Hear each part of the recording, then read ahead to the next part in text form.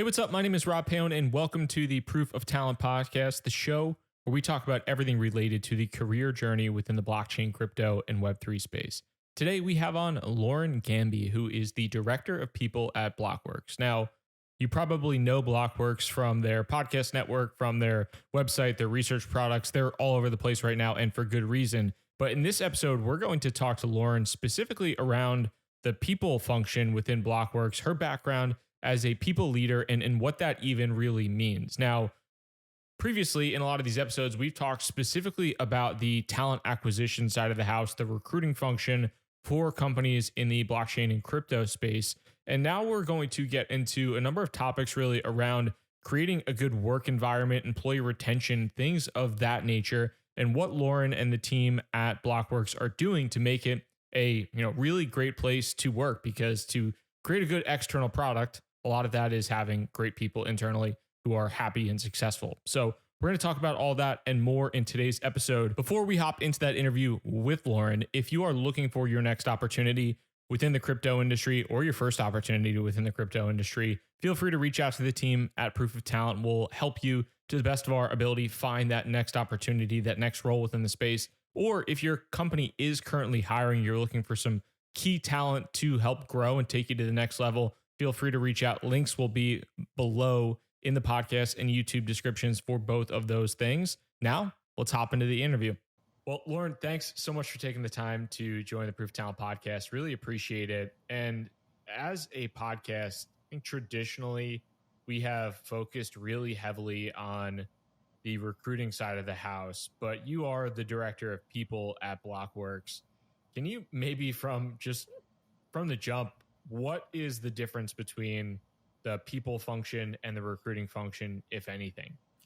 Yeah, I mean, I think I'm definitely unique in that I've spent my entire career dabbling in both because I've always been in the super early stage startups, coming in as a first people hire and setting the foundation to scale. So when you're kind of in that space, the two play hand in hand.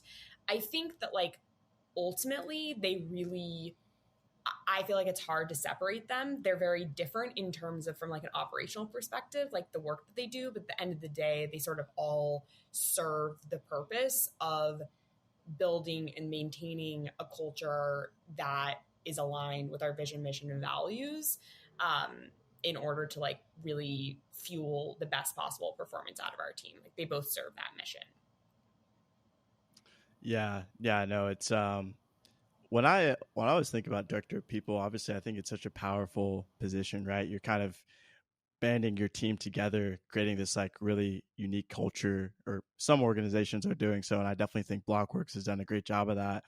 And what's cool as well is I first reached out to you back in January of this year, and you just gotten in the Web3 space. And fast forward, it's probably over 6 months. I'd love to learn why you made the transition into Web3 and what were you doing prior to getting in the space?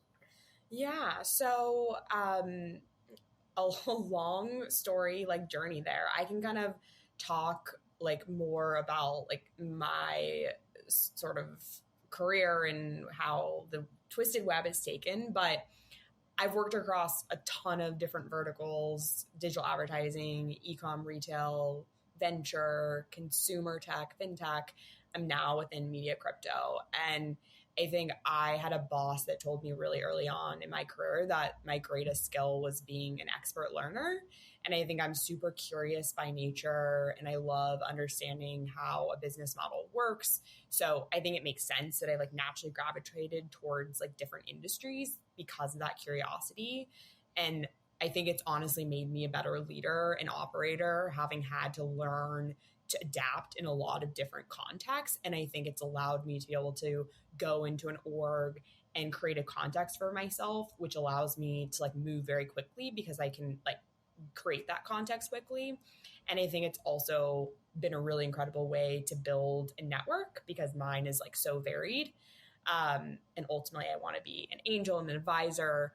So there's also some long-term reasons for why I've dabbled across a lot. But I think what led me to Web3 is a part of that, right? Is kind of wanting to dabble and like being curious, which I think is a huge part of Web3.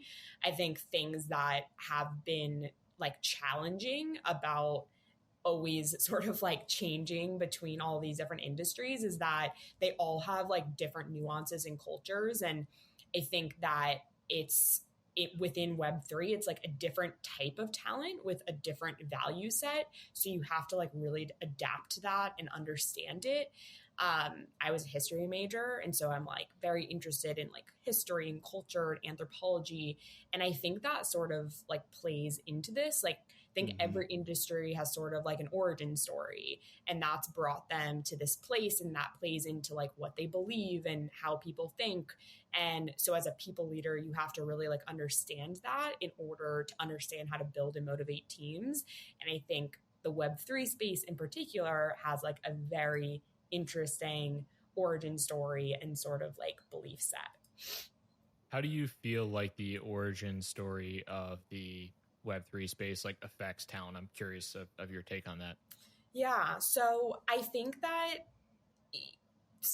I think there's certain things that are like I think there's sort of like from an acquiring talent perspective, and then like from a culture perspective. So from an acquiring talent perspective, I think there's like some things that are very straightforward that are sort of like these very unique quirks in the space, which is like things like candidates wanting to be Anon. We're definitely starting to see a challenge with like people who are US based, but who are planning to move abroad due to like regulator situations.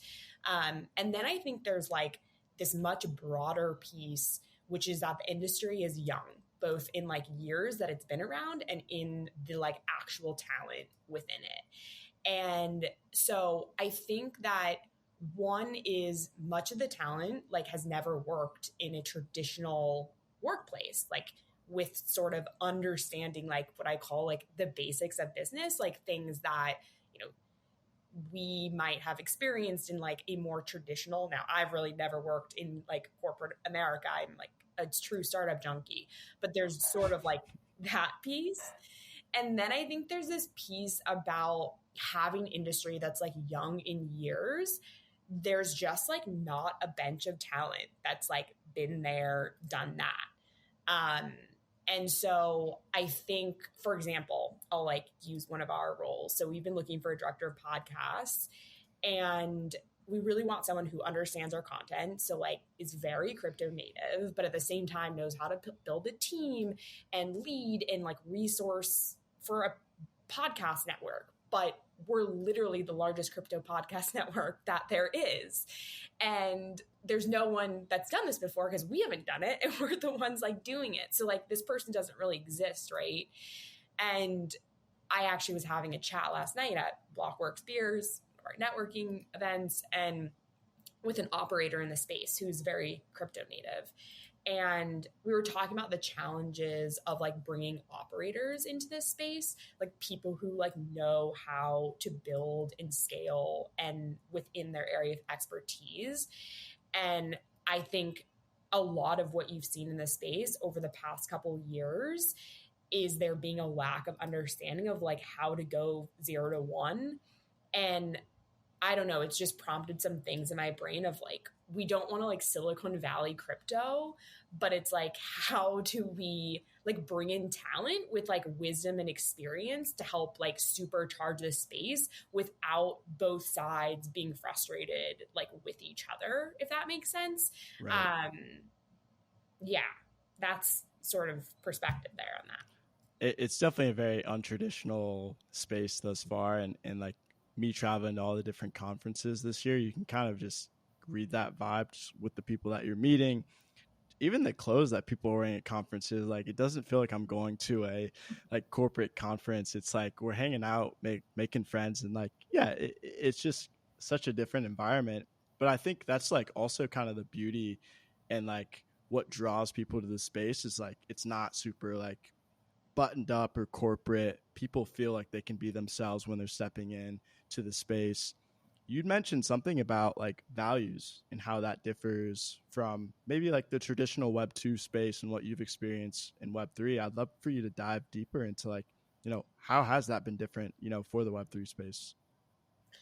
Yeah, I think it's actually very interesting because as someone who is very much a newcomer to the space, like having joined BlockWorks back in January and really not having any experience or like knowledge in the space, I think I did a lot of research to kind of understand it better. And Mike and Jason, our founders, like in the recruiting process, like a lot of the things that I was telling them was like my own personal values, which are autonomy, transparency, and trust. And they were like, well, I think that you're going to do well in this world. And so I think what's really interesting is that a lot of this is about like, I mean, you guys tell me, but like building a better internet with users at the center of it. And a lot of the tenets of the space is decentralized, trustless, transparent, community.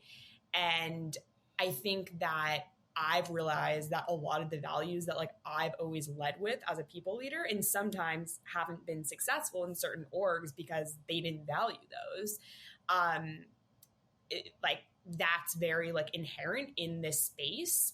And so what's actually interesting is that I've found myself feeling more aligned with like the values of like the Web3 space than I have with other spaces. And that's allowed me to be able to do better work, I think, ultimately. And I think I always think of like kind of going back to like how I take these values and put it into the context of like people, work, and world is I really think of people teams as like very similar to product teams and try to like lead my teams with that mindset. So I really don't want to build products. Products are programmed policy systems that like don't work for our teams or like aren't built with like that don't function well for them, that like they don't want to like take part of. Like I'm always thinking about how can we build things that put more like agency into the hands of our teams, whether that's like regarding performance, compensation, like where and how they work. I think it's really about like giving them the frameworks for like how they want to do their job. And you really can't do that without like trust and transparency and like providing that to them. So I actually think that a lot of my values align like super well.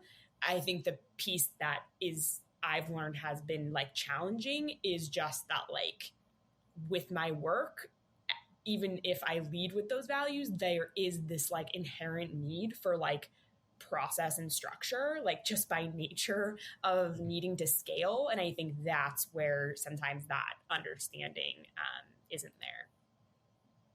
Yeah, that makes a ton of sense. And one thing I feel like kind of going back to the uniqueness of the industry. So you've been now in seat at BlockWorks for the past 6+ months.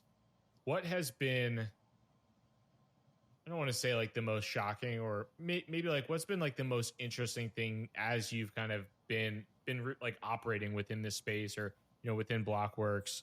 What's been the most interesting thing as you've kind of scaled out this people function for the organization?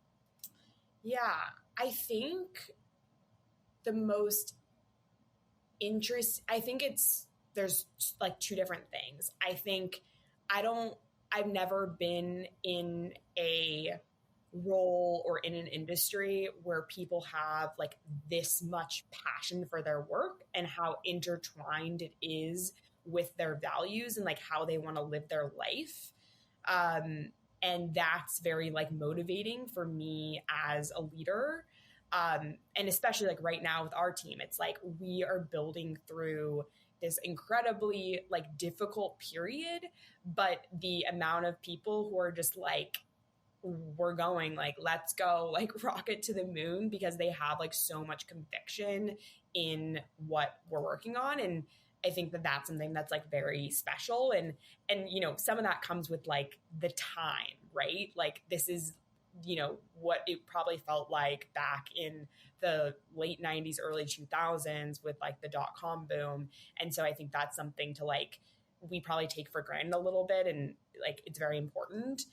I think the other thing that's maybe more been like on the challenging side is I think, my career I've spent exclusively an early stage startup. So like I'm pretty much like the opposite of corporate in every single way. I've never worked a corporate job in my life. But what I am really good at is being an operator and knowing how to scale an organization, and be able to do it in a way where people understand how they grow and are rewarded, and therefore like we ensure that we retain them and that they're happy. And I think that because that it's a young industry, people just don't even know what, again, like there's just basic like run of the mill things that like from my perspective are just kind of like the rules of the road, the tools of the trade, but there's definitely some like education that takes, and also some like hesitancy around that. And so it's been a lot on me to like learn how I both like get that buy-in like from my leaders, from my team, and not make them feel like I'm the corporate shtick in the room, because I'm really very much not. And they could have ended up in a much worse situation. But I think, yeah, that was something that I wasn't like prepared for, was just people not necessarily like understanding how this stuff works. Yeah, and Lauren, like I would say too, like still, I'd say fairly new to the space. I know Rob's been in it for much longer, and it seems like this is an ecosystem where history repeats itself, and like there's still a very clear light at the end of the tunnel for Web3 and crypto, despite FTX, Luna, everything that's happened in the past 6 to 12 months. But I feel like as an employee inside of an organization, there can be a lot of fear and uncertainty with that. I'm curious, how does BlockWorks continue to instill confidence, trust in just the overall Web3 ecosystem during this bear cycle? Yeah. So I think it's kind of been in a combination of different ways. I think, when I entered, it was the beginning of January, which was a tough time. And I think I had a chat with Mike and Jason and Julia, our COO, and it was really around like the only way that you can lead through tough times is by being transparent and also like recognizing the team for their hard work. And I think that that's what we've led with. I think that it doesn't work to try to like hide behind or just be rah, rah, rah. Like you can't be transparent and not encourage the team and constantly be, being like, this is awesome, we're grinding through, like, and you also can't just recognize and not be transparent what's going on. It's like you have to have those like two sides of the coin, and that's really what we've been doing, because at the end of the day, like that's all you can do. Like the facts are the facts. We can't control what's happening. We can only control our like reaction to it and how we lead through that. And I think it's making sure that all of your leaders are on that same page, which ours like very much are, and like lucky enough to work with founders and an exec team who just is so bought into what we're doing, and therefore transparency and recognition just like come very naturally. Those are, I think really good points. And transparency within the space, specifically to your employees, I feel like is so critical, because this is, especially for somebody like, I feel like I can get jaded sometimes because I've seen a little bit and like within the industry, but you don't realize like somebody, even like yourself, that started 6 months ago, when just like the wild shit that happens in this industry happens on a nearly daily basis. It seems like that you kind of have to have the empathy for that and realize like it's not everybody's first rodeo, and you have to have like the education, the transparency there, and all of those types of things. One thing that I've just kind of noticed, and we've had an opportunity to work with you and your team a little bit now too, but BlockWorks seemingly has been continually growing at a steady clip, whereas the entire crypto industry in most respects, but especially like the media space, has really, I think, gotten hit pretty hard by layoffs and things like that. And maybe this was kind of towards when you were joining, but what are things maybe you've noticed that the co-founders, Mike and Jason and Julia, like what have they perhaps done differently than some of these other companies that have allowed them to scale, or things like that you've noticed that they've done where other companies just haven't right now? Yeah, I think that's a good question. I think from like what I've seen, they chose to grow their business differently. I think some of this takes out the like Web3, Web2. It's like, just how do you build a business? Like, business is business, and they made the choice to, in bull times, not grow as quickly as other orgs did. And that was like a concerted decision. That's hard, right? Like, that's hard for founders to sort of like let that go. And that comes from being, founders who are very humble and yet also very driven. So I give like creds to Mike and Jason. And frankly, like, for me in my search of how it led me to BlockWorks, a huge part of like what I've learned in my journey is it's really about the humans that I'm working for, and are they good humans? Do their values align with mine? Because at the end of the day, if they don't, like, we're not going to be able to like do the thing. And that it makes everything is easier when you start from that place. So I think that they left a lot on the table in the bowl, but that has allowed us to be able to build in a bear and like still be here. And I think they've led, we were profitable since the beginning. They've led the company in that mindset and been really thoughtful about like where we scale up. And, right now we are lucky enough to be hiring and doing a lot of hiring, but we're still being very thoughtful. We could easily go gangbusters right now, and we're not doing that because that's just not how we run our business. And then I think that, we also, we've been slow in how we build things. Like, they could have started building BlockWorks Research at the beginning. It was something that was in their mind, but they decided to start with content and what, was going to like build that foundation and that audience to be able to like have people excited about BlockWorks Research. So I think there's been that, like, if you have too many priorities and try to do too many things, that's a just classic startup recipe for disaster. Yeah, I mean, I think when there's a lot of money being thrown at you in space, I think it can be very easy to just be like, all right, let's build and scoop up as much talent, as many resources as possible. But I think Mike and Jason have really shown the entire industry like they're extremely strategic and thoughtful with how they scale their team. And I think a big portion is not only are you guys hiring and scaling up, but you're retaining your talent, in a very strong way. I'd love to learn a little bit more about just like the onboarding process and what you guys, or strategies you guys have implemented to keep the people at BlockWorks excited, happy, and continually building. Yeah. So I think when it comes to onboarding, to me, there's the operational element of just like make a good process where people feel welcomed into the organization and they have the basics, right? I think what makes something like really special and stand out is being able to immerse them into the culture and like who we are and how we work. And I think it's really like the how we work piece that's like so important to be able to translate in onboarding. I think startups are really hard and they all operate very differently. And I think people also come to orgs with like their own baggage, like experiences that like they had, things that they're insecure or scared about. And you really have to help them understand like the cultural fabric, which, is things like, can I just reach out to the founders? Like, is it a meeting heavy culture? Like, do I have to prep a ton for presentations, or people just show up?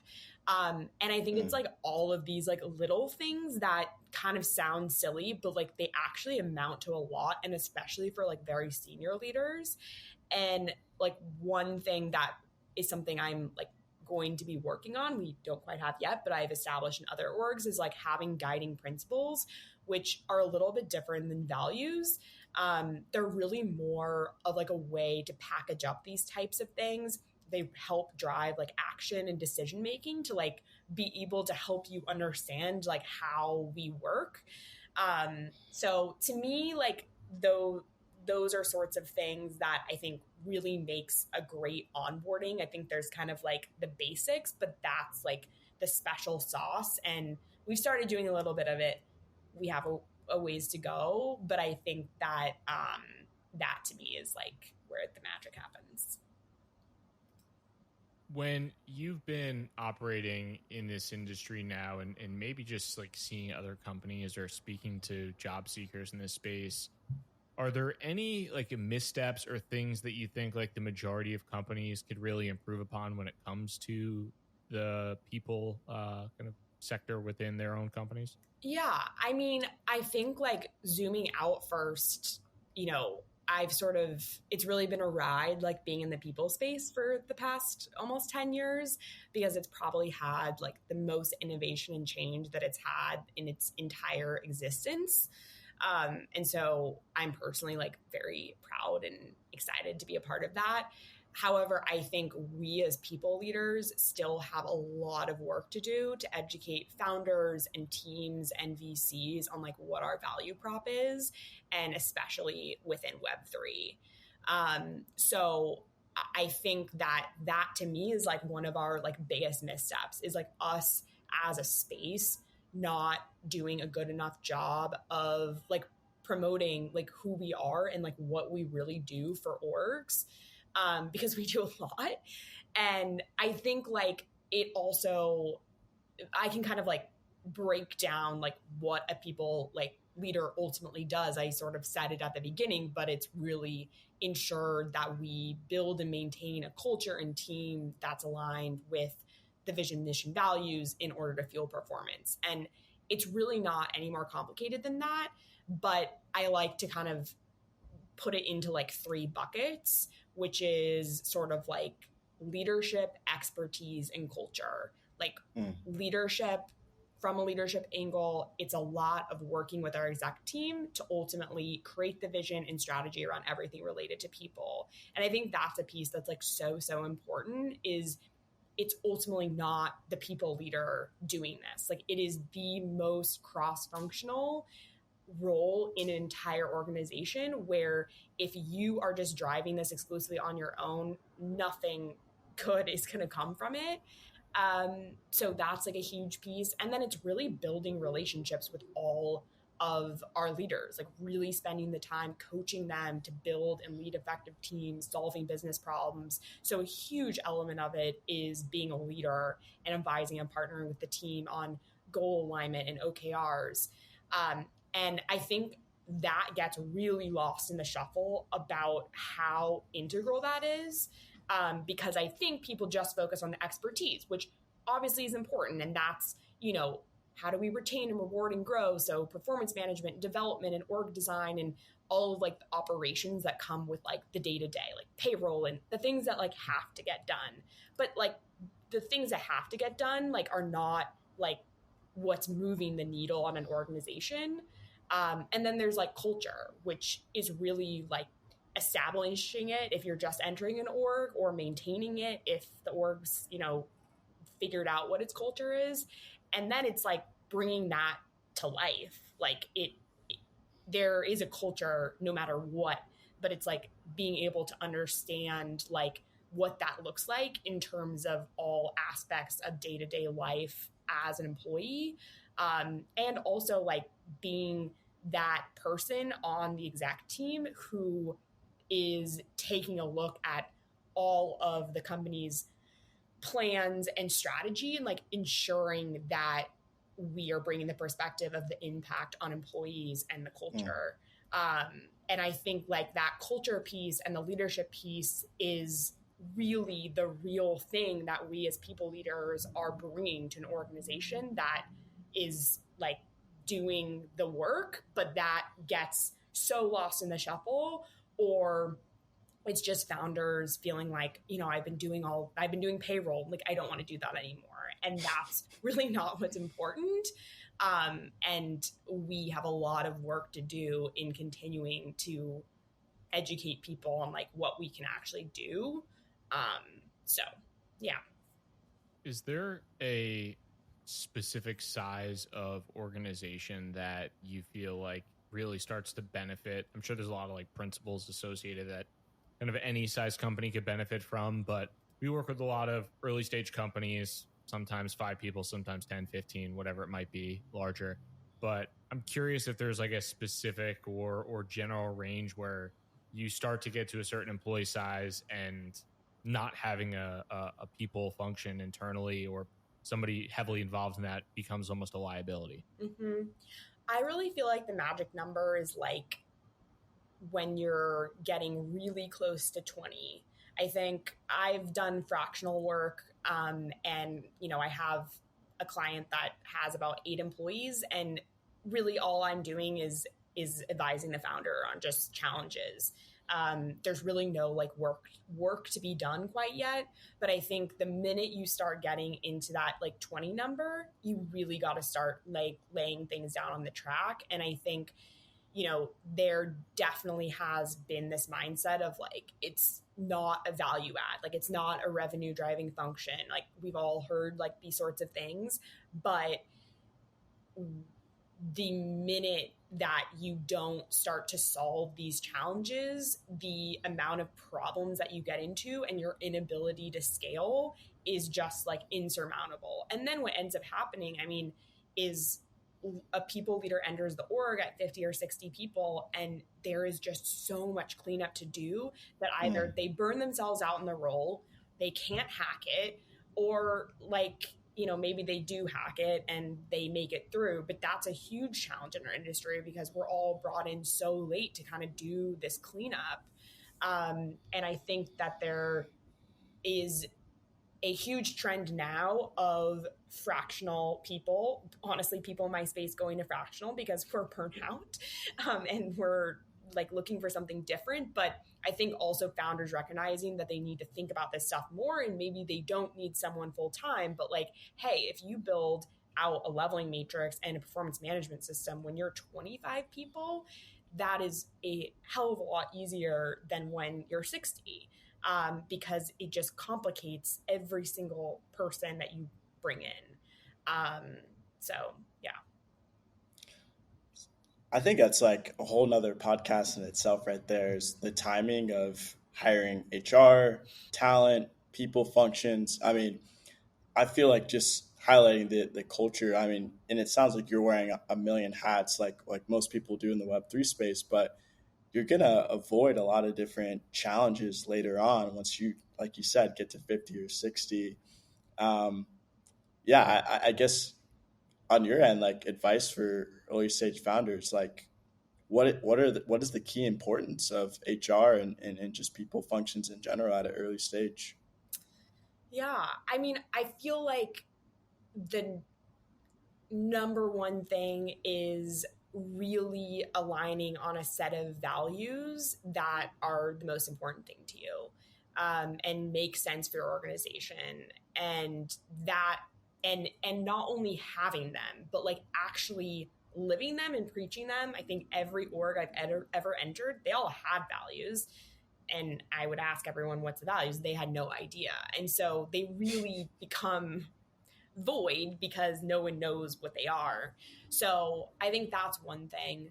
I think another thing is the culture is created within that first year. It doesn't matter if it was just you and a founder and one other person. It doesn't matter if you started with 8 people. That is the culture. There's really not a lot you can change about that foundational culture that you've built. I can tell you at BlockWorks, like the culture that was created back in 2017, the like building blocks of that are like still inherent today. And for us, that's great because it's really special.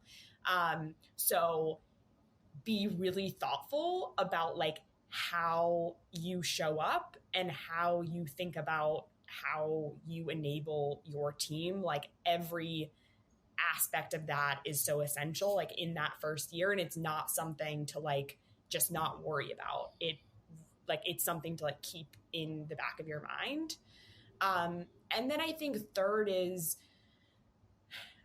I think being open to, what's like the best way to say this? I think recognizing that there are aspects of the space that are like very operational, but then recognizing the impact that a really great people leader can have even to you as an advisor at the beginning.